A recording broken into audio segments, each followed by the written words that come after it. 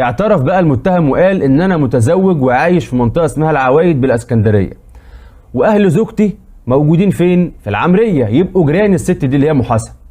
فانا كنت بروح عند نسايبي كذا مره واشوف الست دي ما شاء الله لابسه دهب في ايديها من هنا ومن هنا، فقعدت افكر ازاي اخد الدهب من الست دي. فسالت مراتي، هي دي عايشه معاها حد؟ لا، دي ست عايشه لوحدها وعندها المحل بتاع الخضار ده، يعني بترزق منه وما لهاش علاقه بحد.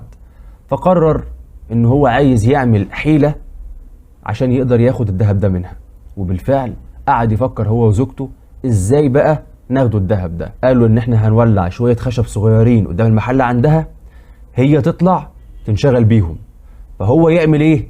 يدخل عندها البيت. الكلام ده امتى بقى؟ الظهر.